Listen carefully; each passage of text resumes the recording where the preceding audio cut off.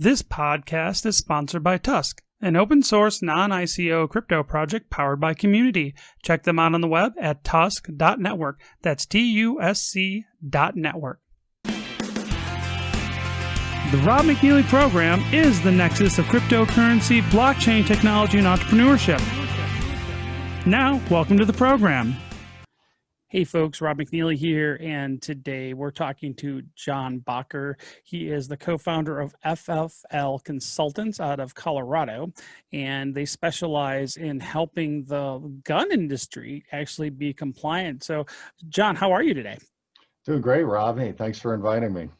Well, I appreciate talking to you. I know you're super busy, and especially with the state of the gun economy right now, it seems a little crazy. But I think we can jump into that in a second. But before we get into there, tell me a little bit about you. How did you get into this space, and what is an FFL consultant, and what does an FFL consultant do?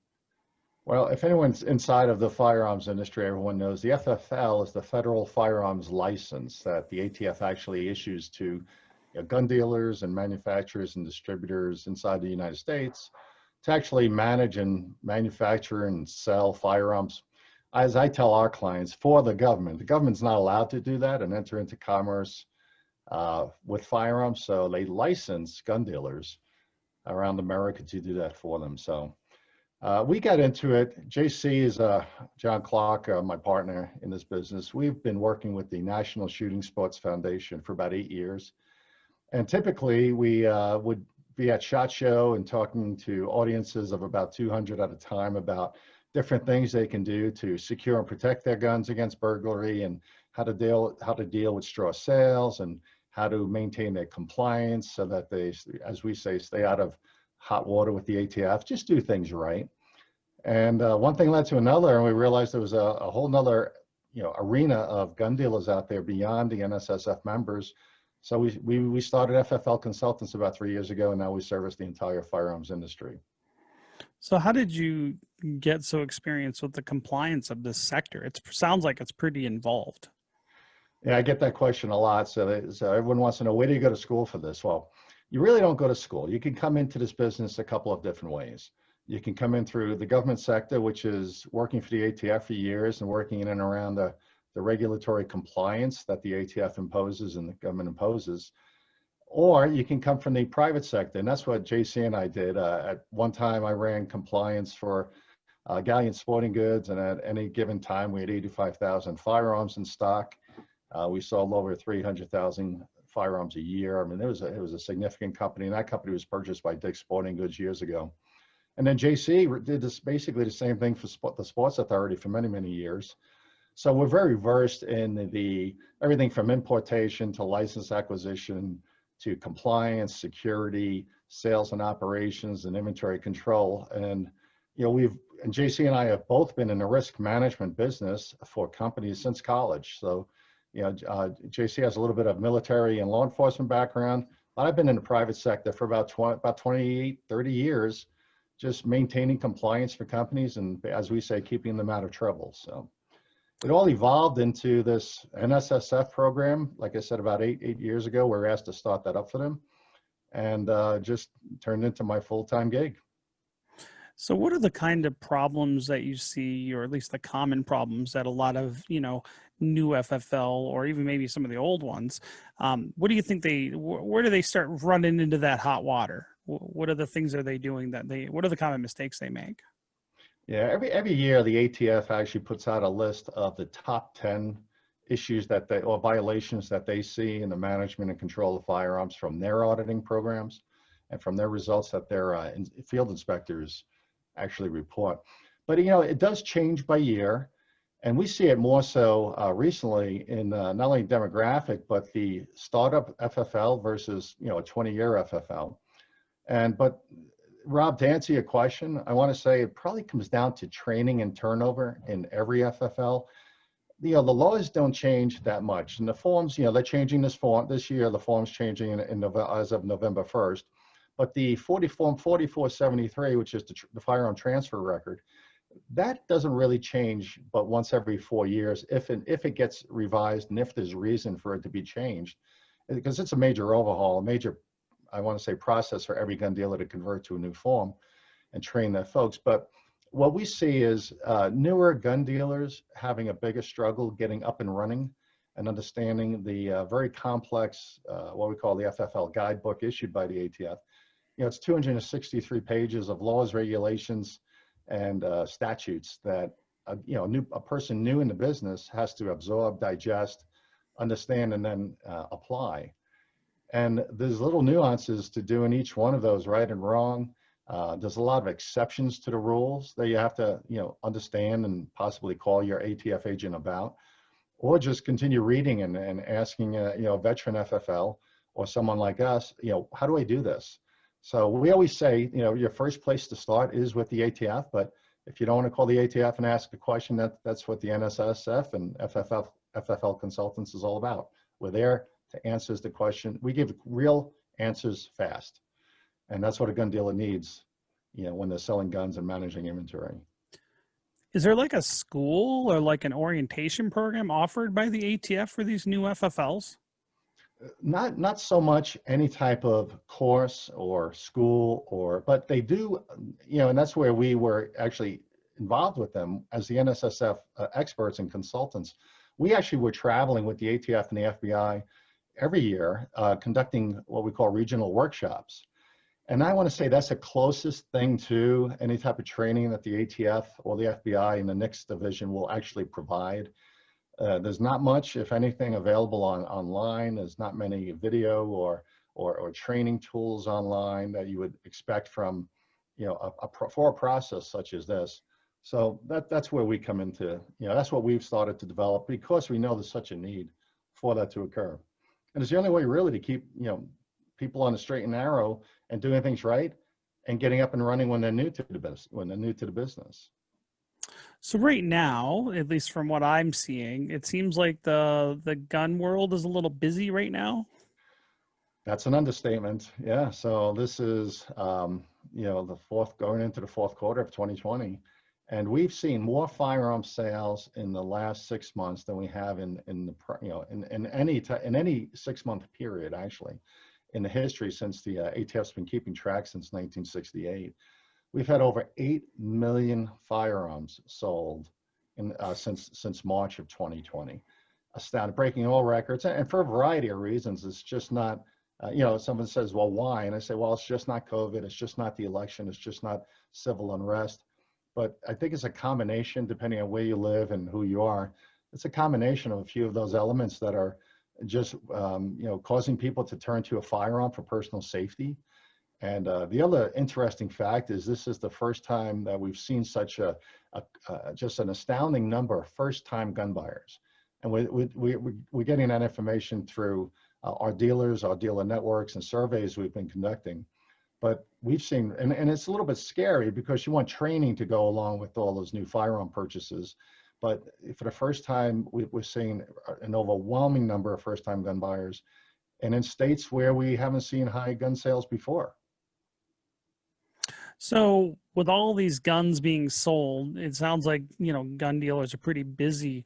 Do you see a lot of mistakes happening because of that, just with like, the paperwork side of things and the inventory management side of things? I want to say yes and no. Again, it depends on who the dealer is. How, you have someone who's spiked in business. Maybe they were selling 10 guns a week, 10 firearms, and now they're selling 50 to 100 just because of the run on firearms and the supply and demand issues. We have firearm dealers. We have clients all over the country, from Miami, Florida to Seattle, Washington. But we have everything in between, and we're getting calls from the strangest gun dealers in the strangest places with the strangest questions. An example would be, customers, some states are running out of firearms. Basically, high population, low density of gun dealers, you're going to sell out pretty fast. So someone who wants a firearm may have to travel 50 to 100, even 200 miles to actually purchase the firearm they want. So we're getting a lot of out-of-state purchasing requests and questions about clarification. There's a lot of state regulations that supersede the federal regulations. So, a gun dealer in Mississippi, for example, might call us with a question about someone from Louisiana or even Georgia coming over to purchase a firearm in this state. And then there's restrictions on long guns versus handguns. There's restrictions on magazine capacity and types of firearms for certain states. So it's caused a little bit of confusion. So on the gun purchasing side, we're seeing a lot of confusion with out-of-state residents coming into, buying it in a different state where they don't live. So that just leads to the paperwork compliance issues. Am I doing the paperwork correctly? Am I legally selling this firearm to those other people that aren't my regular local customers? So we're getting a lot of those questions, and that's probably the greatest area where we're finding compliance issues. Then there was because of the overwhelming number of firearms being purchased, it's put a real strain on the FBI background checks program, which is commonly known as NICS. And at one point back in April and even into May, there were delays. The firearms, the NICS verification division of the FBI was backlogged maybe 2, 3, or even 4 weeks in getting an answer, a determination to some of the firearms dealers for customers who are awaiting background checks. And there's laws in place that say you can transfer the firearm anyway, but there's a lot of dealers who just don't feel comfortable doing so. Yeah, typically the law says you can, if the FBI doesn't get back to you on a background check, you can transfer or sell that gun after 3 business days. But a lot of gun dealers, are more loyal to the Constitution and safety aspect of selling and transferring guns. They don't want to transfer a gun just because the law says they can. The law also says they don't have to. So we were getting a lot of questions back during April and May about, what do I do? Do I have to transfer this firearm? Can I not transfer it? Because I don't feel comfortable. I want to wait for, a firm confirmation that they don't have any background check problems. And that was a big. We were getting several calls about that question each week. But then, we're out visiting now. Again, we're doing our in-store audit program, Rob, where we actually go into gun dealers and we basically review all of their past transfers since the last inspection by the ATF, just to make sure everything's correct. And if we find issues or errors, we highlight them for correction. But we're finding errors all over the place, from dates of birth not correct, the wrong date. I'm supposed to put a date of birth on my transfer form, but I'm putting the expiration date on my ID. We're seeing little technical clerical, we call them clerical errors, administration errors. Not that they're serious major problems with the gun transfer, but the clerical errors on the paperwork, all of those add up to violations with the ATF when they come to visit. So we try to clean that all up before the ATF's next visit. So the gun dealer, we say, passes with flying colors. So I've talked to a lot of gun people and a lot of gun retailers, and there's a lot of trepidation about the BATF in general among a lot of these guys. Do you see out in the field the BATF being supportive and helpful, or do you think they're more adversarial when dealing with retailers? Well, this is 2020, so if you asked me this question 10 years ago, I might give you a different answer. But today, I want to say we work very intimately with not only the Washington Bureau, ATF office folks, but we also deal with more than 50 regional and local offices around the country for the ATF. And I want to say there was probably a change in regime over the last 10 or 15 years with new folks coming on, a lot of retirees, taking that option. And I want to say the ATF has a new perspective on support for their gun dealers. And I think it's, instead of the old gotcha type of scenario, which you might be referring to, I want to say that predominantly, I find that they are supportive. When you do call the ATF, whoever's answering the phone is going to try to give you the right answer or get someone to return your call or your inquiry the same day.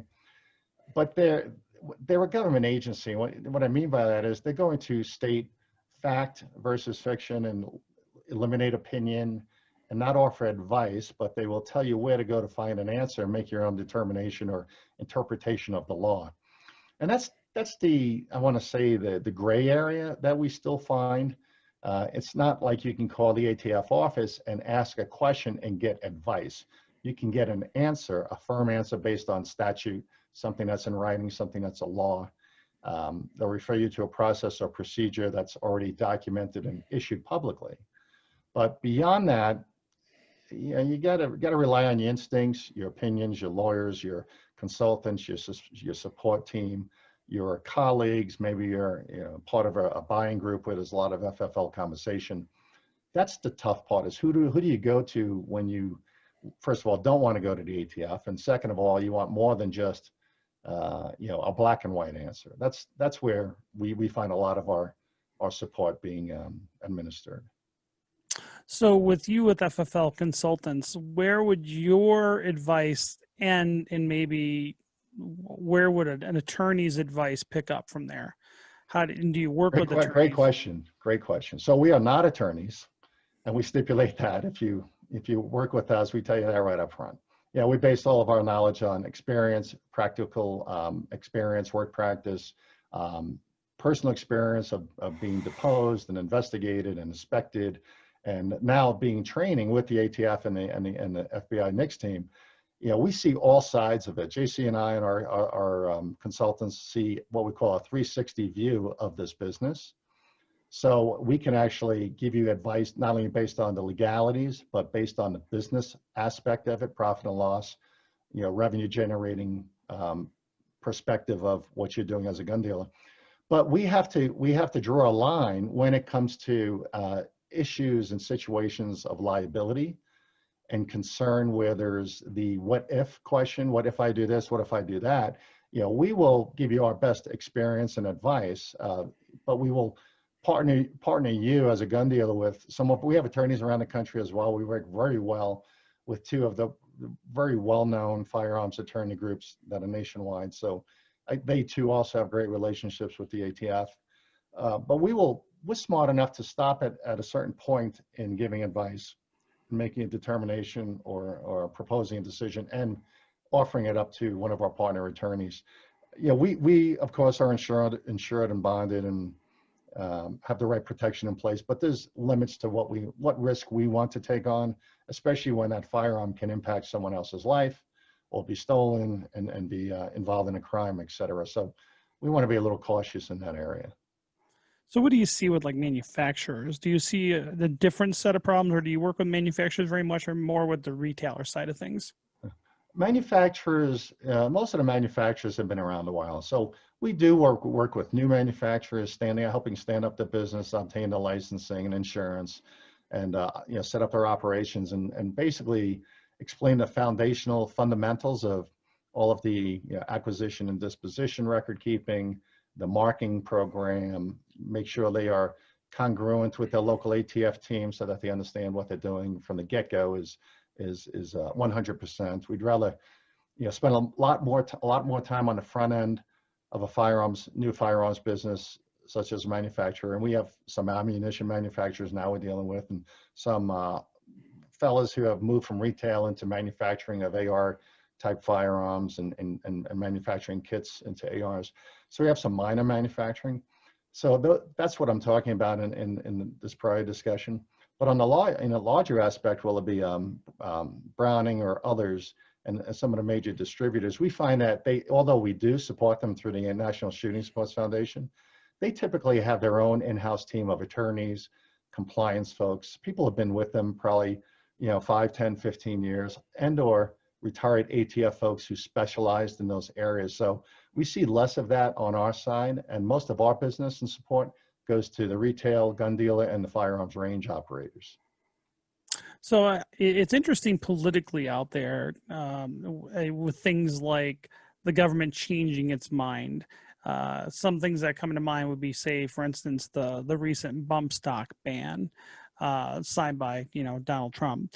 And I don't know if you saw this even recently, but there is a thing with the honey badger pistol. It's a brace issue, and it seems like sometimes the ATF just shifts course very, very quickly. What do you see, and how would you recommend that a retailer or something, how do they respond to that kind of shifting political landscape? Yeah, we don't see a lot of it, but obviously I think any of it, and the two issues you mentioned, obviously, and then prior to that was magazine capacity bans and different things. What we do see of it, and I've been in this business, basically in the business for about 20 years since I, worked directly inside the firearms retail business. But what we do on a daily basis, Rob, is not only stay connected on a daily basis with the ATF open letters and rulings, but the NSSF obviously is very in tune. Their legal team and government relations team is very astute to what's going on, when it happens, whether it be at the state level or federal level. But I think historically, if you go back and look, there's always an instance where that sparks this change in demeanor or change in legislation, or these shoot from the hip restrictions, as we saw with the most recent one.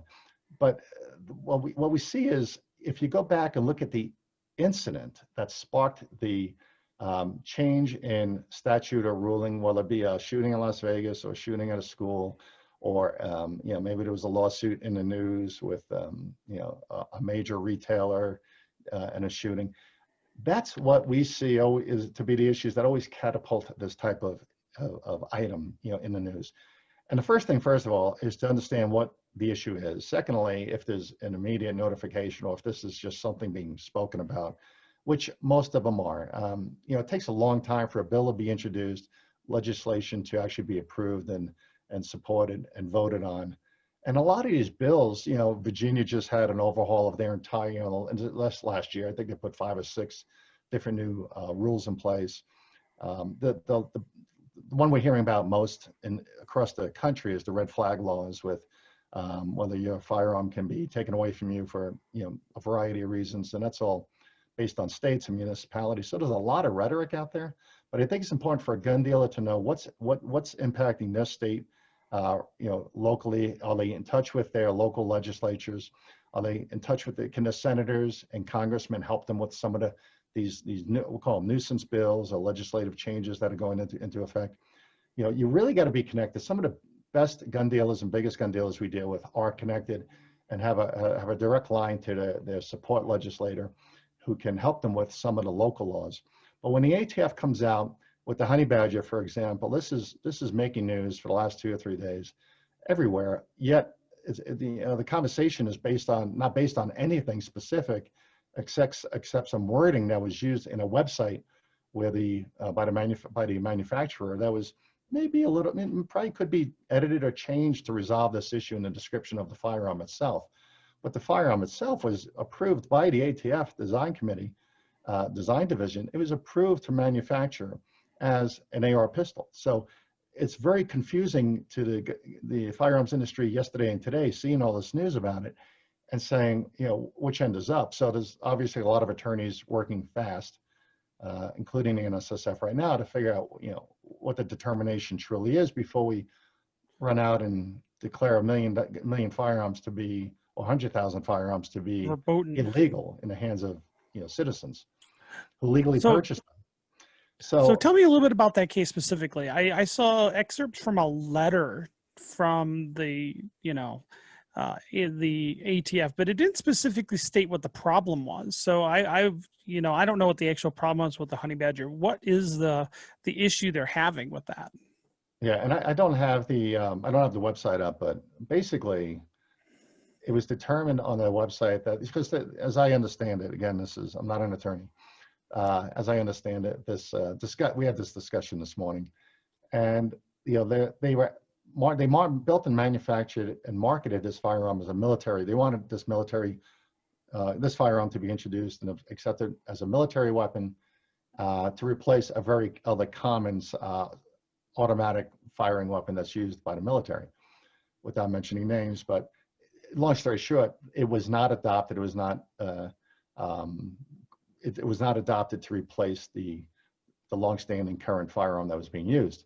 So the website basically advertised this honey badger. It's an AR pistol is what it is. It's not fully automatic. It's semi-automatic. But they advertised it as a military weapon built for the military. And I think someone got a hold of that. I don't know who. And they ran this up some flagpole to get some backing behind the argument that it's not a citizen, it's not a non-licensee, a citizen regulated firearm, and it shouldn't be, and it should be regulated by the NFA. Now, that's the general discussion that I was involved with as early as this morning. But technically, there's no other reason, because of the design of the firearm, to declare it a short barrel rifle. It's got an arm brace, just like every other approved AR pistol is able to have. It's got it's a magazine fed. It's a short barrel, but it's not a long gun in any way, and it's not a rifle, because a rifle is technically a firearm that has to be shot. It has a permanent shoulder stock on it, and you can shoot with two hands. So this is a single hand operated firearm with an arm brace. So technically, it fits the description as described before and as approved as an AR, as a pistol. So there's a lot of confusion. I think within a week or two, there might be some more determination on this, but no one's running real fast to.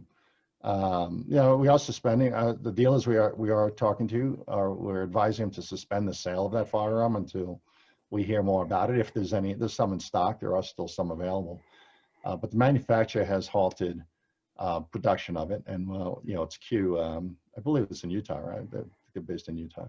So we'll see what happens with this, but it's one to watch. It's interesting, yeah. And I understand a lot of people have these braces, so I think that's why there's a lot of concern out there. And some of these braces are not cheap, like the Maxim Defense or the SB Tactical braces they're pretty proud of them, those products. Yeah. So it would be, I think, devastating if those somehow became, illegal contraband now. I mean, there was a lot of bump stocks out there, but I think there's a whole lot more braces running around than there are bump stocks. And the brace itself is a legal accessory for, a pistol, and, that's as far, if you go back and look up, if you go to the ATF website and research this, the arm brace is approved by the ATF to be attached to any pistol. And they had an open letter in 2017 that even went on to expand the usage allowance to allow, because there was all these issues about people on YouTube and on video, being shown or being seen using it as a shoulder brace, so to speak. So as long as it's not designed to be used permanently as a shoulder brace, or a substitute stock for the firearm, it's permitted. So again, there's a lot of gray area on this one, because there's nothing new invented on this as an accessory on the Honey Badger to make it any more than what it is, which is an AR type pistol. That's, again, my experience and my opinion. Well, this is why FFLs have to contact a guy like you to explain all that complicated nonsense and kind of dilute it down and distill it down into something that, like I said, be distilling, not diluting, but distill it down into something simple like a guy like me can understand all this bureaucracy and craziness that's out there. One thing, we get some panic calls. We get, when the bump stock ban went into place, and in some places AR bans have gone into, have been introduced and approved and made into law. I mean, I'm in Colorado. Boulder, Colorado outlawed any AR rifle as of May 2019, over a year ago, and there was a surrender date. Either register it, move it out of the county if you reside in the county and actually city limits, or register it with the police, or transfer it out, or surrender it. And now, we were getting all these calls, primarily from the dealers, but also from gun owners. We're on a website. We have a website, so we get all types of calls, whether it be gun dealers or people looking to buy guns or buying ammunition, or trying to license their firearm, or whatever they might be doing. So, but the interesting thing in Boulder, Colorado is, the gun dealers had to worry about it. No one else really did. I think out of over 1,300 estimated AR type rifles that they had in the county, just about 135 were registered. So it just goes to show that, some people are reacting, but some people aren't. And there's always gray area for discussion. And then there's always the question of, well, what's going to happen if I don't? So we get in the middle of all of it. We don't never disclose who we're calling about. We often call the police department or the ATF or someone and ask the question on behalf of one of our clients or someone calling. So it's fun to be in the middle of it without being exposed personally as to what the issue is. But firearms legislation, the laws, are pretty straightforward on the federal level. It's the state level you got to worry about. It sounds like a lot of fun that they're not your problems, in other words. Yeah, most of them are my problems, but our service is to help people with problems. So, on any given day, because of what we've done, JC and I have been risk managers for large corporations and companies for, almost 30 years each. So as I tell people, I basically kept people out of trouble for all that time, kept companies out of trouble and CEOs, but we also protected those businesses from unnecessary liability. And we just didn't want to incur the problem, do things right, stay out of trouble and have no problems. And you never wanted OSHA or the ATF or the IRS coming to peek in, to look at your business. I mean, and it's just a disruption and a distraction when that occurs. And if you're doing everything legal, when they do show up, they'll come, they'll look, and they'll leave. And that's our goal, is to help gun dealers do that. So it seems to me like, or at least it sounds like with the retailer, is that it seems like paperwork is the problem. Like just keeping simple errors to a minimum would impact that a lot. Oh, absolutely. And the biggest problem in a gun dealership right now is we call it the human factor. It's people, it's turnover, training or lack of training, it's new hires. There's a lot of great software packages out and available now for gun dealers to do a couple things. And if you've been to a big box retailer like Cabela's or Academy or Sportsman's Warehouse, they'll have you go up to the computer laptop or the computer screen and fill out the 4473. And that eliminates, the nice thing is it eliminates a lot of the human error issues that can be logged at the time of the transfer. It can, that way it helps the gun dealer speed up the process. And you don't have to review the form 3 or 4 times. You can let the software manage that for you. The software has built-in controls and filters to make sure you put a date of birth that's older than 18 years old for a long gun, that's older than 21 years old for a handgun. Those types of filters are really cool, and make sure every box gets filled in, and make sure that the optional boxes are filled in with hints and why it's important to do that, like your social security number. It prevents the gun dealer from having an empty box and therefore having a mistake itemized for them when they have the next ATF inspection. But then also on the inventory side, there's great software for creating the databases for acquisitions and dispositions. And in most cases, if you buy a more sophisticated software package, they're linked. So if I sell a gun, my inventory is adjusted and the disposition occurs and the timing is all good.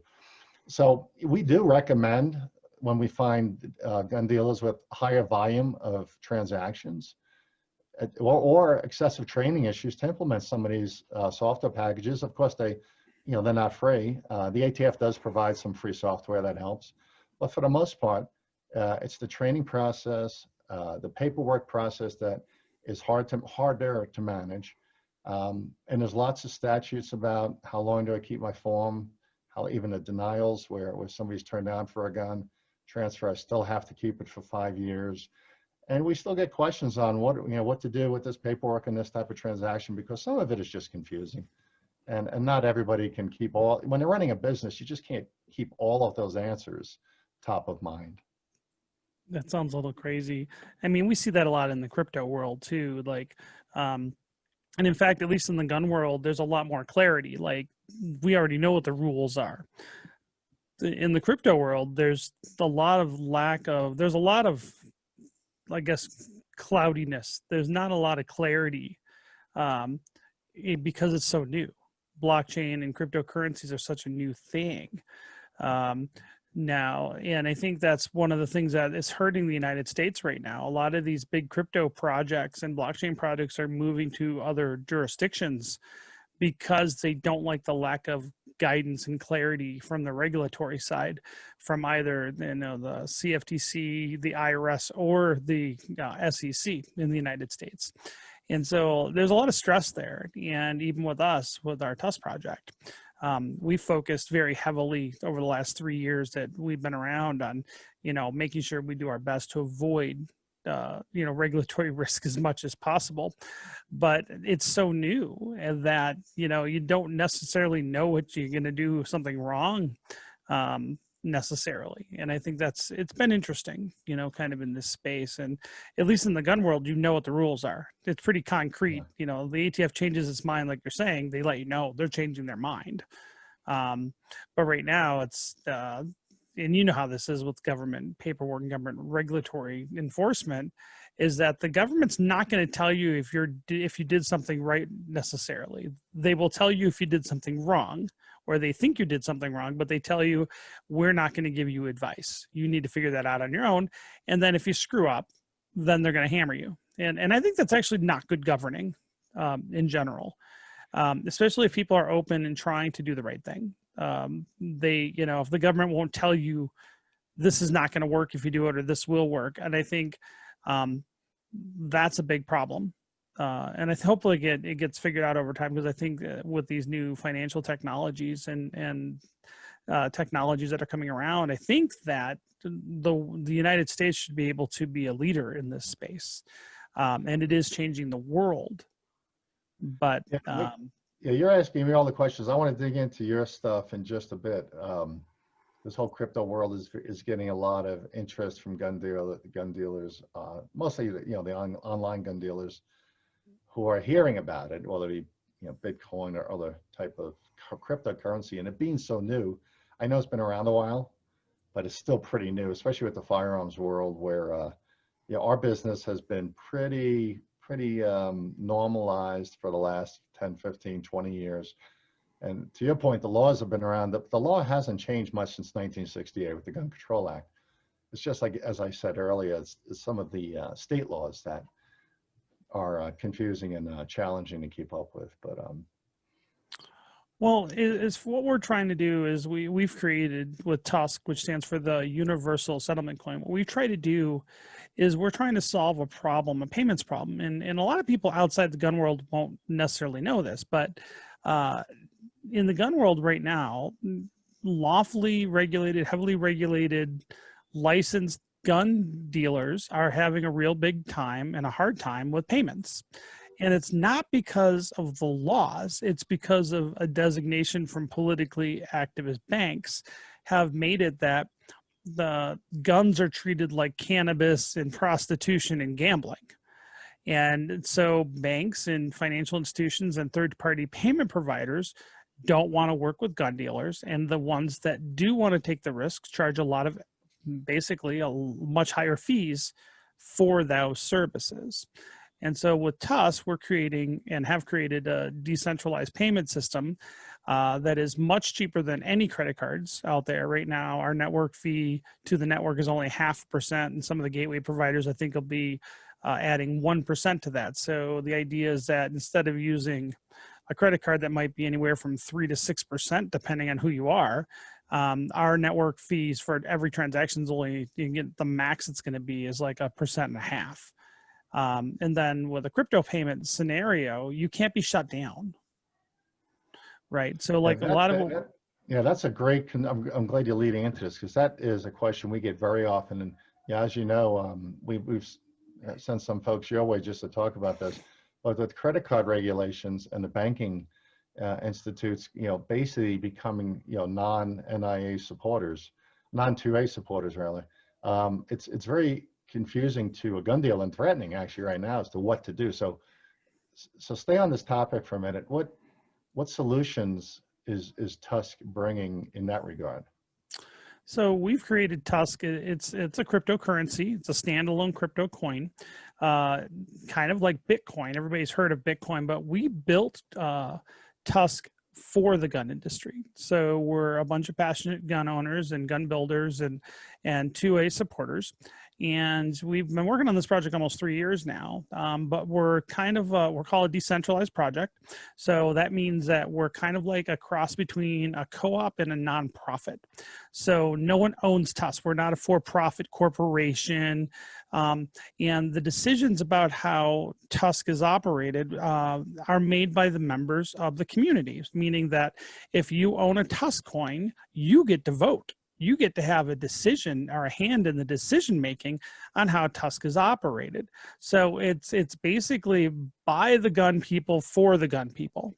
And the network itself, it's pretty straightforward. Cryptocurrencies, imagine, like, a lot of people are familiar with how PayPal works, but no one really understands how the back end of PayPal works, right? No one really understands how the back end of Venmo works, and most people don't care, right? They just want to have a payment solution. But right now in the gun industry, the banks who operate all those different types of Venmo and Cash App and Stripe and Square and all those, they don't allow gun retailers to use their systems because of politics. It has nothing to do with legality. Right. And so because they view as the gun industry is, like prostitutes and gambling and hustlers and everything else, which we know is not true. But so what we've decided is said, we watched and as a group, we decided to try to solve that problem.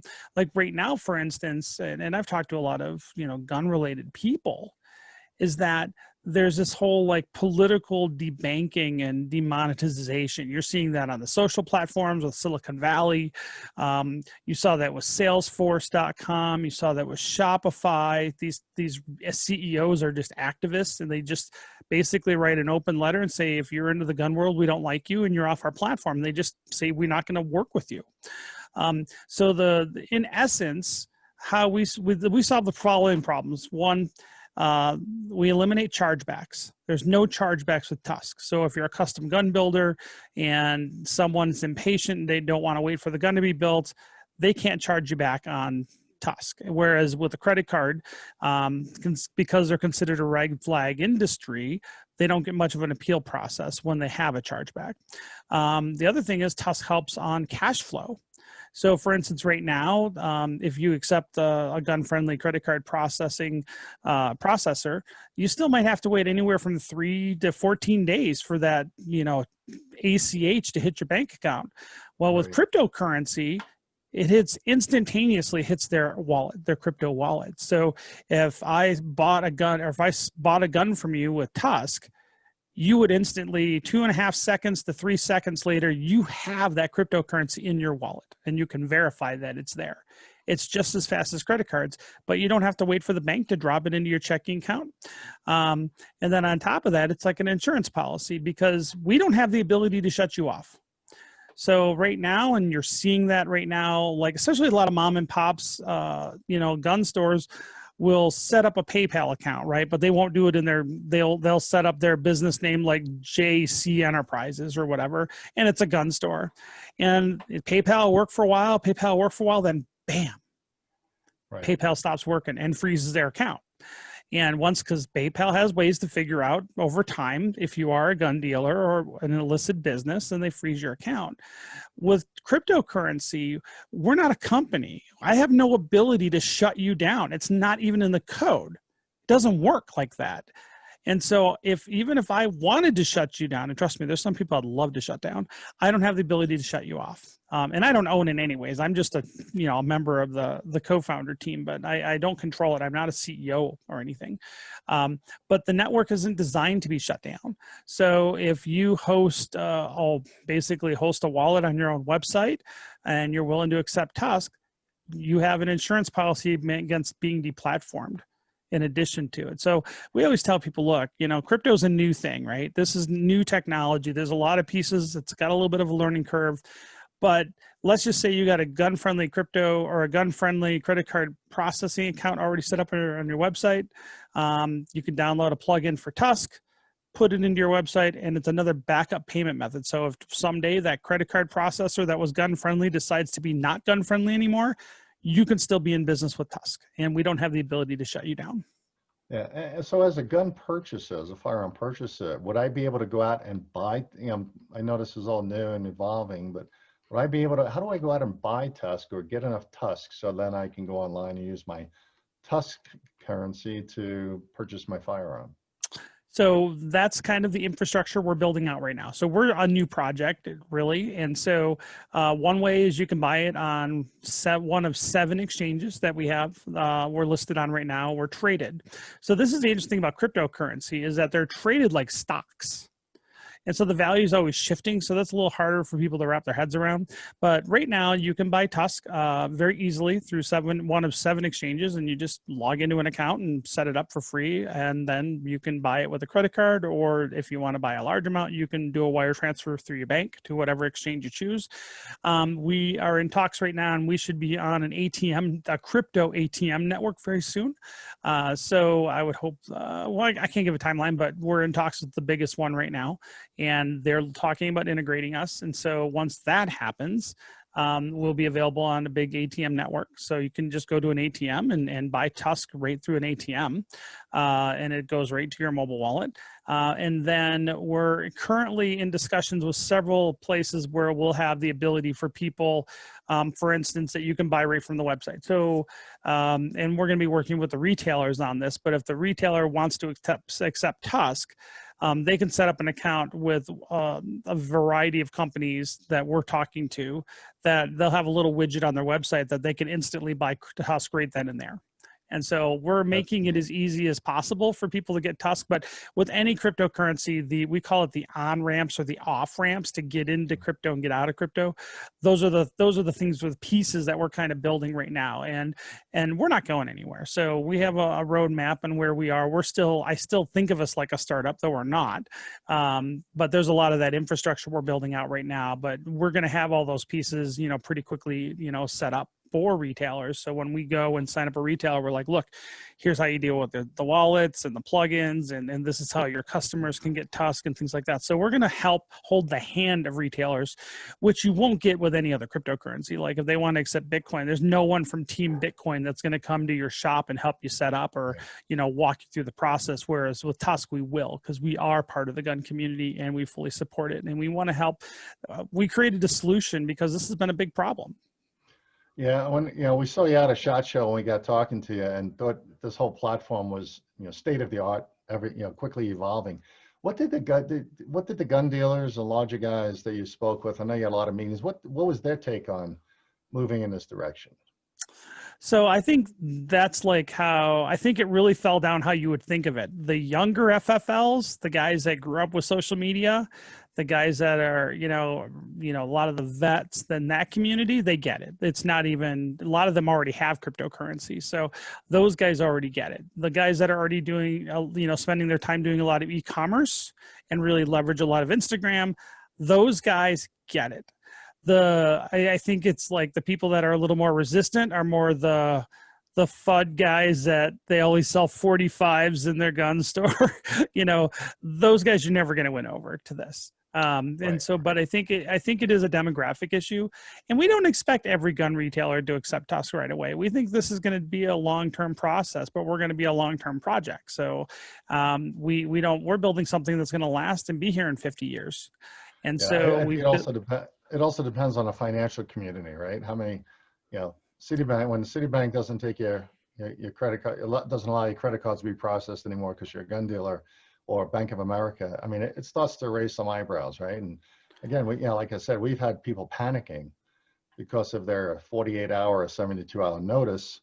What do I do? And it's nice to have an answer on the horizon here. Yeah, and we've run into that too. I can tell you, even at SHOT Show, I talked to a lot of merchants that really had that same problem, that they literally were using something and they got a short notice and boom, they're out of business for 2 months. I was on a website the other day. I was looking for a component because I build guns as a hobby, and I was looking for something, and the website, and I'm just like, I tried to get a hold of the guy, but the website said we're down because we lost our merchant processing right there. And it was just like, we got the solution for that. And so, and what we're doing right now is we're kind of going to be launching this beta pilot program. So we got a bunch of things that are going to be we're going to be launching a bunch of products to support retailers here in the next couple months. But if you have any FFLs that are interested, We're going to be launching this beta pilot. So we're going to want to bring in a bunch of retailers that want to be guinea pigs, so to speak. But for that, they'll get some share of TUSC coin for their own risks. So there's going to be some compensation involved for them taking the risk, and some free promotion and free marketing that comes with that, because it's going to be a learning curve. We need to get some feedback from the industry, and so we're going to make it worth their time if they want to come on board and be an early adopter of TUSC. But I think this is the future, and we don't know what's going to happen politically in this country either, right? It certainly seems that one side of the ticket has already told you what they want to do, right?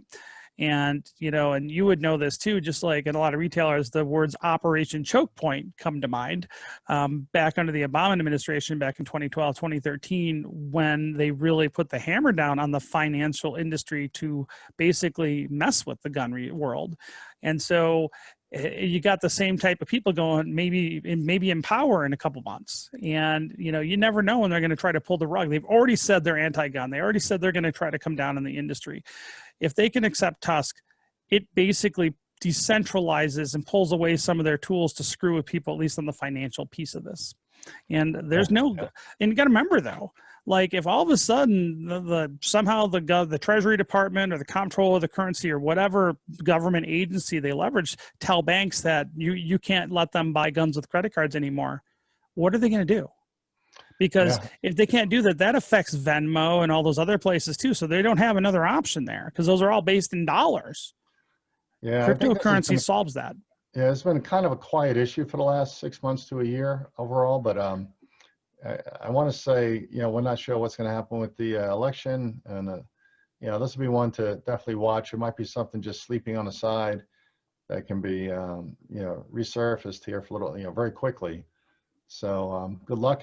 So what's the ETA, Rob, on your platform being available? Well, right now we are available. We already have a working protocol. We already have a product out there. You can buy TUSC on exchanges right now. We do have a cloud-based wallet. So if you want to get your fingers wet and just try it out, people can reach out to us at TUSC.network, or just me. I'm just at robmcnealy.com, and you can contact us either one of those two websites. But so if anybody's got questions, I'm really easy. Just plug Rob McNealy into Google. You will find me. And I will be happy to answer any questions for anybody out there. But I think also, even if they're not debanked, cryptocurrency is cheaper than normal credit card processing, because you still have that issue right now in the gun world. Even when they have gun-friendly payment processing with credit cards, they're paying really high fees with those, even gun-friendly, because there's only, there's a few merchant processors that will do the whole gun thing, but they're expensive. TUSC is cheaper. I hear that the risk is being assessed as a premium to those who are staying, and it's sad to say, but supply and demand is not there. So the ones who are still in the game are raising their prices, I think, artificially, and I don't think that's a fair thing to do. So when we tell people 0.5% charge or 0.5% transaction fee, no chargeback, and you get instant settlement into your wallet, and you get free promotion, and you get insurance against debanking, the economics make sense just on that to compete with normal credit card processing. And so, like I said, it's a new thing, but I think it is the future. Because, it's interesting. The CEO of Cash App, which is also the CEO of Twitter, Jack Dorsey, they this week just diversified 1% of their company holdings into Bitcoin. $50 million worth this last week.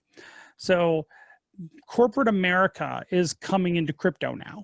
Okay, this isn't going anywhere. The crypto world is about almost $400 billion market cap right now. Okay, this is not small money anymore. They're institutional money. The state of Wyoming just allowed it that they can make crypto banks in Wyoming now. It's the first state in the country that allows banks to actually hold crypto now as a custodian. Okay, the crypto world is coming. Okay, and there's thousands of cryptocurrencies out there all kind of competing with each other, but none of them are focused on the gun industry like we are with TUSC. So here's the thing, it's going to happen, and it solves a problem now. So it just makes sense to at least look at it, dip your toe in the water. If you're interested in coming on board, let me know. We'll make it happen for you. Yeah, it's nice to see you isolating and dedicating all of your research and platform development and everything to the gun industry, because I think it's going to be an industry that's lag behind, just like other industries. You have the cannabis industry, that's highly regulated, deregulated, depending on where you go. But the gun industry is not going to be acceptable to everyone in this crypto business. So I applaud you for creating this community. So. Well, then, John, I really do appreciate it, and I appreciate you coming on the show today. Where can people find out more about you? Where can they find out about FFL Consultants? Yeah, that one's real easy. It's FFLconsultants.com. And that's how most people find us, through Google, or when they're looking for an FFL consultant. We hopefully pop up first, and our phone number is available at our website and all the contact information. And let me just remind all our listeners that your first call is always free. So just go online and schedule a call with us, and we'll make sure we get your questions answered fast. John Bocker, thanks so much for coming on the show. And folks, I will have all of John's information, contact information, and website at robmcnealy.com. And tune in. Make sure you hit that subscribe button on all the major podcatchers and our library and YouTube channels. And thank you so much for listening. Thanks, Rob. Take care. Thank you for listening to the Rob McNealy program. Make sure you check us out on the web at robmcnealy.com and subscribe to our podcast at YouTube, iTunes, and on the Google Play Store.